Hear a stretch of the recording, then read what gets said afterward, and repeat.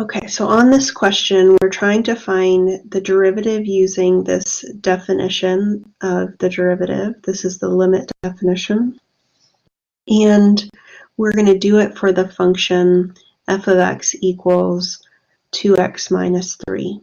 And the definition of the derivative is the limit as delta x approaches 0 of f of x plus delta x minus f of x over delta x. So in order to calculate that derivative using the definition, we're going to follow what we have here. It's the limit as delta x approaches 0, and I need to work out what f of x plus delta x is. And what that means is that I'm going to change the x in our equation to x plus delta x. So it's going to be 2 times x plus delta x minus 3. So that's this part right here. And then we're going to subtract f of x. And f of x is the given function. So we're going to subtract, and I'm going to put parentheses to make sure I subtract the whole function. We subtract f of x, and we put that over delta x. So then we're going to do some algebra simplification. We're going to distribute that negative, distribute this 2, and that's going to give the limit as delta x approaches 0 of 2x plus 2 delta x minus 3 minus 2x plus 3 over delta x. Some canceling can happen now. We've got a positive 2x and a negative 2x, a negative 3 and a positive 3. Those zero out. So we're left with the limit as delta x approaches 0 of 2 delta x over delta x. And if we try to use direct substitution right now, we would get 2 times 0 over 0. We are taking this 0 and plugging it in for delta x. And that gives 0 over 0, which is an indeterminate form. But the fact that we got 0 over 0 tells us that there's a common factor. And we do have a common factor of delta x that we can cancel out. So really we're finding the limit as delta x approaches 0 of just 2. And the limit of a constant is that constant. So the derivative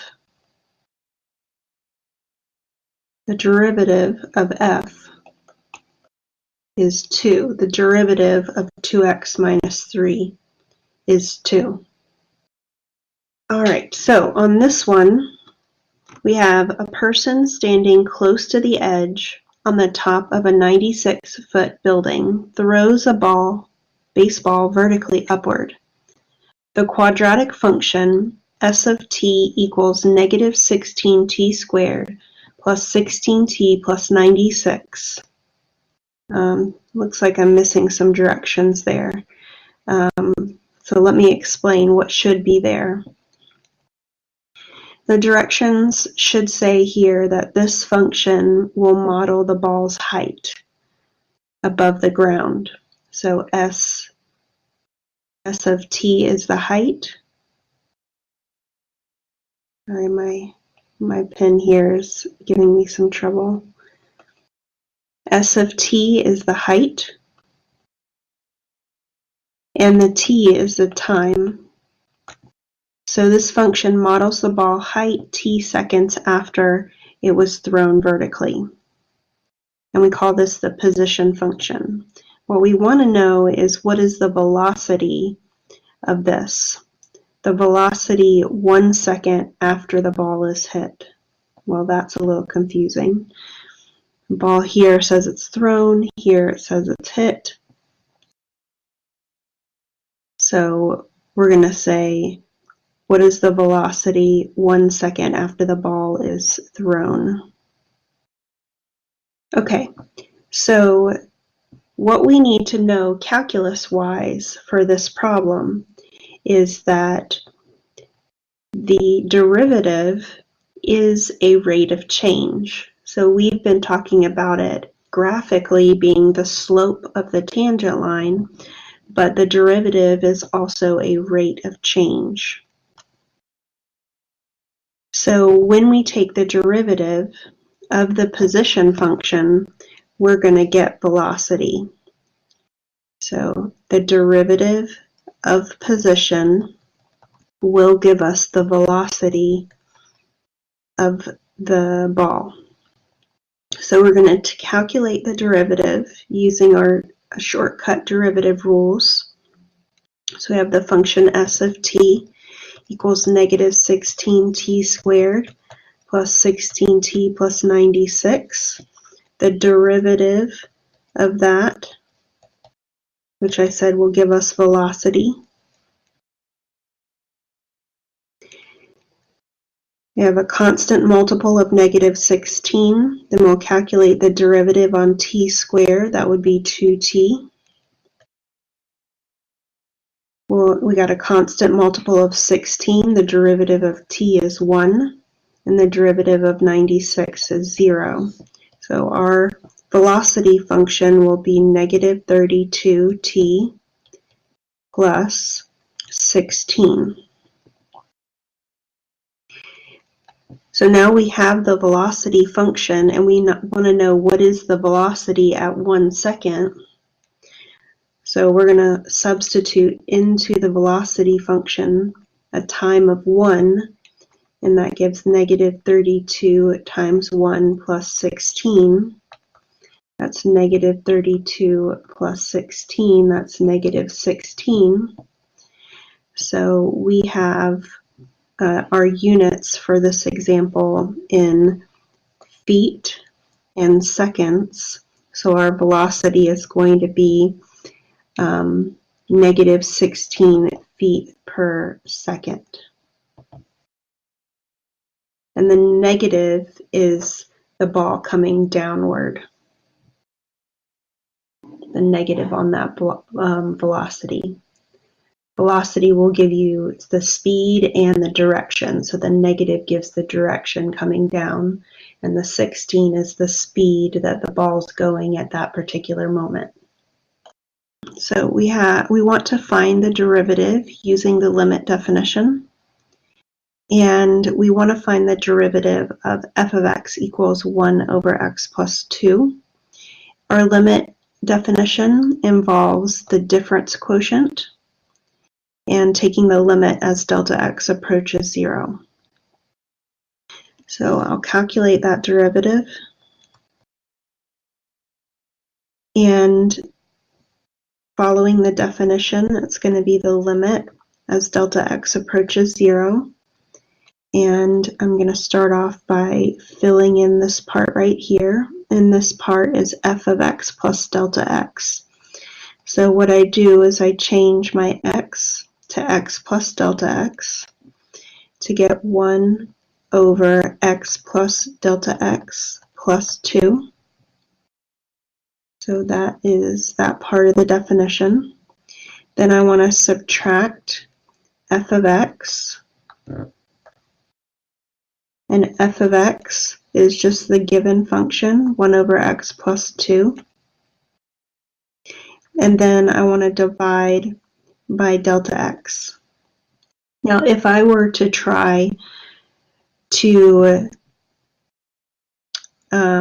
use direct substitution right now, let's see what would happen. I would get 1 over x plus 0 plus 2 minus 1 over x plus 2 over 0.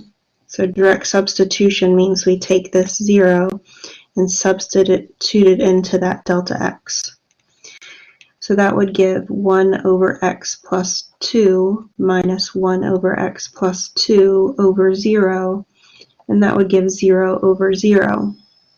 That's our indeterminate form, and we know that with some algebra work, we should have something that we could cancel out. So with this particular example, because of seeing complex fractions, 1 over x plus delta x plus 2 minus 1 over x plus 2 over delta x. Complex fractions are when you have a fraction inside of a fraction. So that clue of having a complex fraction tells me what strategy to use to simplify this limit. I'm going to multiply by the least common multiple on the numerator and denominator. So we're going to take these two denominators and multiply them together to create that least common multiple. And so the fact that we had complex fractions is what gave me the clue as to what strategy to use to try to simplify this limit. Okay, so continuing on, I'm going to distribute this to both terms in the numerator. And we have the limit as delta x approaches 0. And when I distribute, I would have x plus delta x plus 2 times x plus 2 over x plus delta x plus 2. That's distributing it to the first term.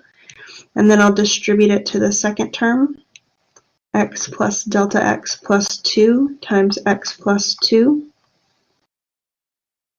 over x plus 2.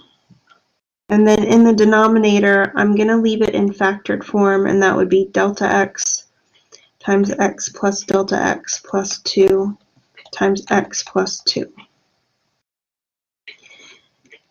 So now we can see that these factors will cancel out, and this method is called clearing fractions. So that was the goal, to get rid of these fractions. And that will leave us with the limit as delta x approaches 0 of x plus 2 minus, I'm going to go ahead and distribute this minus to these terms here. It's a minus x minus delta x minus 2 over delta x times x plus delta x plus 2 times x plus 2. We have some things canceling out here. We have positive x and negative x will combine to be 0. Positive 2 and negative 2 will combine to be 0.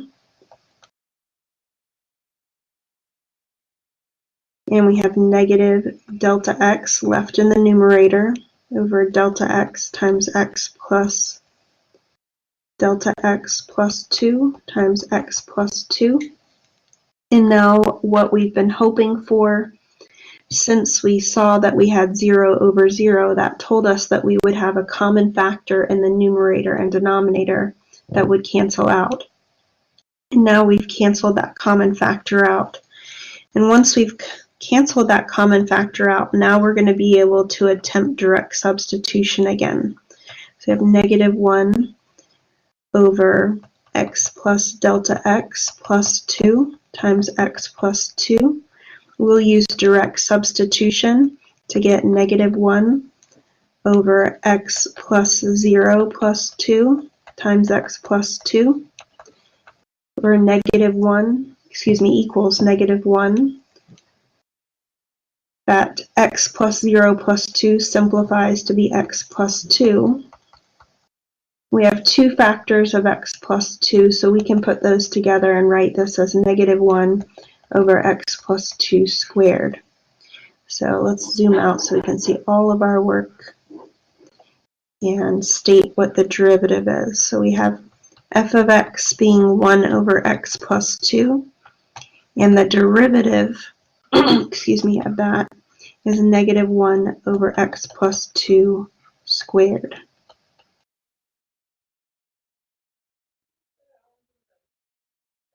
Thank you for checking out my videos.